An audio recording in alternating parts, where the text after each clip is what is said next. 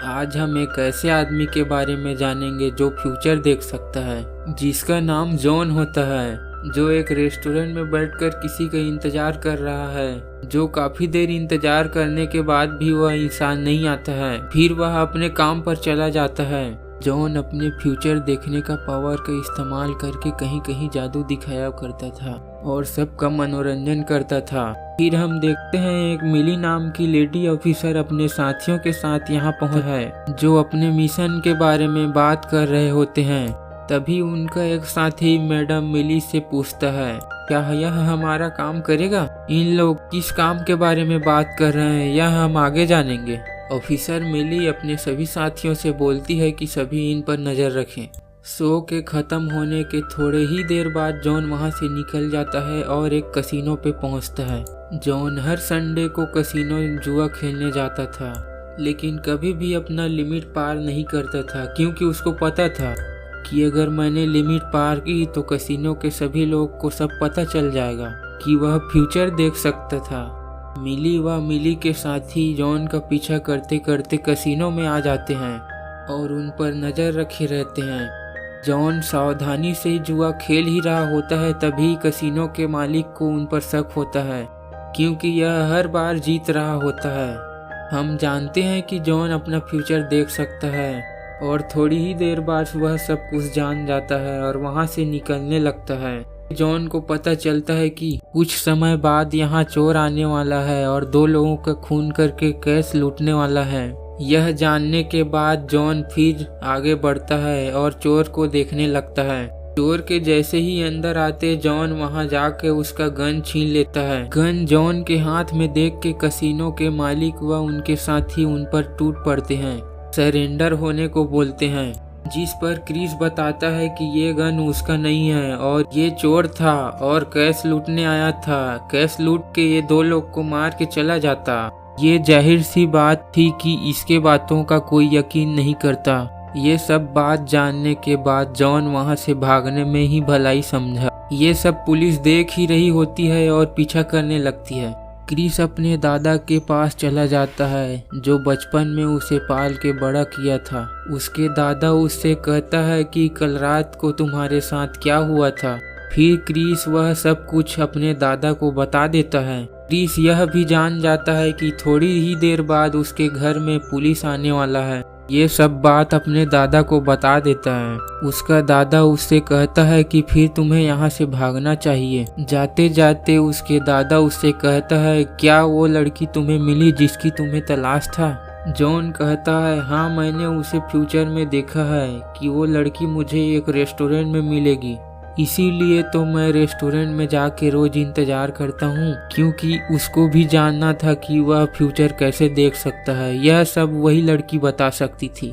दूसरी तरफ हमें दिखता है कि जॉन जिस गाड़ी से भागा रहता है उसमें लोकेशन डिवाइस लगी रहती है, जिसका लोकेशन देखकर ऑफिसर मिली वहां आने लगती है। मगर जॉन वहां से नहीं भागता, क्योंकि वह जानना चाहता है कि पुलिस उसके पीछे क्यों पड़ी है। तभी मिली वहां आ जाती है और सरेंडर होने को कहती है। जॉन सरेंडर होके सब कुछ समझाने लगता है। कसिनो में जो आदमी आया था वह चोर था और 2 लोगों का खून करने वाला था। मिली कहती है, हाँ, मुझे ये पता है, पर तुम ये सब कैसे जानते हो? जॉन चुप होके सोचने लगता है कि मैं ये सब कैसे बताऊं इसको। तभी मिली कहती है कि मुझे पता है कि तुम फ्यूचर देख सकते हो और मैं कुछ दिनों से तुम्हारा पीछा कर रही हूँ। हमें तुम्हारी मदद की जरूरत है और अगर तुम्हें जेल जाने से बचना है तो हमारी मदद करनी होगी।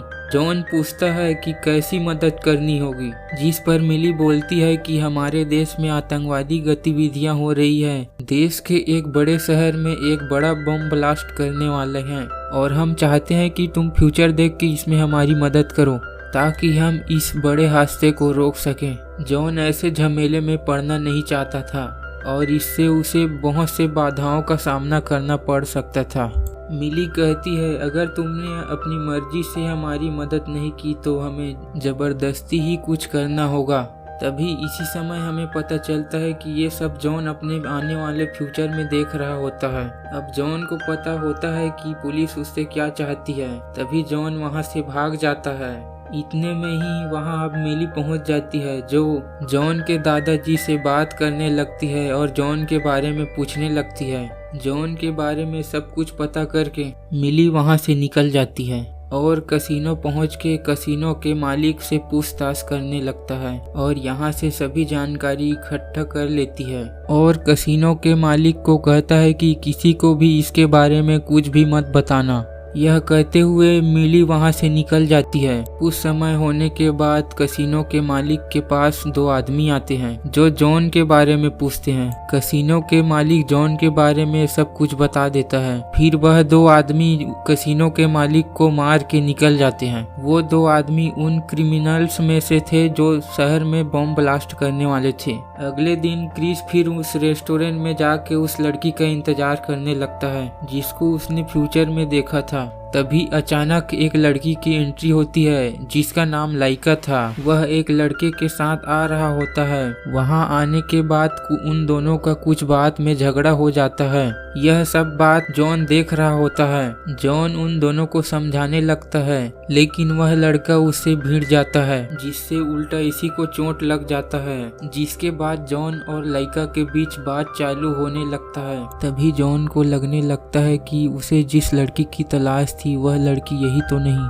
लाइका अपने एक मनपसंद जगह में जा रही होती है। वह जॉन को भी अपने साथ आने को बोलती है। ये दोनों एक साथ वहाँ के लिए निकल जाते हैं। तभी उस रेस्टोरेंट में मिली आ जाती है और जॉन के बारे में पता करती है और वहाँ से पीछा करते निकल जाती है। फिर लाइका और जॉन एक अनाथालय में पहुँचती है जहाँ लाइका अक्सर जाया करती थी। दूसरी तरफ क्रिमिनल शहर में ब्लास्ट करने के लिए प्लान बना ही रहे होते हैं, पर हमें ये भी पता चलता है कि ये लोग जॉन के बारे में जानते हैं कि जॉन फ्यूचर देख सकता है। इस पर इसका एक साथी बोलता है कि पुलिस हमारे प्लान को नाकाम करने के लिए इस व्यक्ति को खोज रहा है ताकि फ्यूचर देख के बम का पता लगाया जा सके। इस पर इसका लीडर बोलता है कि हम ऐसा कुछ काम नहीं करेंगे जिससे हमारा प्लान नाकाम हो, क्योंकि इसके लिए हम पिछले 2 साल से तैयारी कर रहे हैं। सभी क्रिमिनल्स आपस में निर्णय लेते हैं कि जॉन को मारना पड़ेगा और वहां से उनको मारने के लिए निकल जाते हैं। इस तरह पुलिस और गुंडे दोनों ही जॉन का पीछा करने लगता है। दूसरे दिन बाद मिली अपने कार में लाइका के पास पहुंचती है।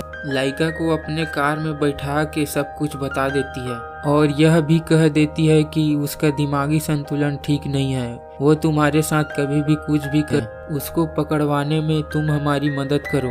मिली अपने एक साथी से बेहोशी का दवा लेके लाइका को दे देती है और उसे कुछ भी तरह पिलाने को कहती है। फिर लाइका मान जाती है और जॉन के पास पहुंच जाती है और क्रिस के जूस में मिला के उसे दे देती है। क्रिस जैसे ही जूस पीने वाला होता है तभी लाइका को एहसास होता है कि उस लेडी ऑफिसर की बात अगर झूठ हुई तो क्या होगा। इसीलिए ये जॉन को जूस पीने से रोक देती है और सारी बात बता देती है। जिस पर जॉन कहता है कि मैं फ्यूचर देख सकता हूँ और तुम वो लड़की हो जिसका मैं सालों से इंतजार कर रहा था। इस तरह जॉन लाइका को यकीन दिलाकर यह साबित कर देता है। फिर जॉन को पता चलता है कि वहाँ 2 मिनट के अंदर पुलिस पहुँचने वाली है। आगे का प्लान बता के जॉन वहाँ से निकल जाता है। मिली वहाँ पहुँचती है। मिली को समझ आ जाता है कि लाइका उसका काम नहीं किया। तब बाद जॉन को पता चलता है और पुलिस को फोन करता है क्योंकि इसके पास और कोई रास्ता नहीं होता। मिली जॉन को बोलती है कि वो फ्यूचर देख के बम का पता लगाए ताकि बम को ब्लास्ट होने से रोका जा सके। जॉन मिली की बात सुनकर फ्यूचर देखने लगता है। जॉन देखता है कि क्रिमिनल्स एक बिल्डिंग में बांध कर लाइका को रहा है और उसी बिल्डिंग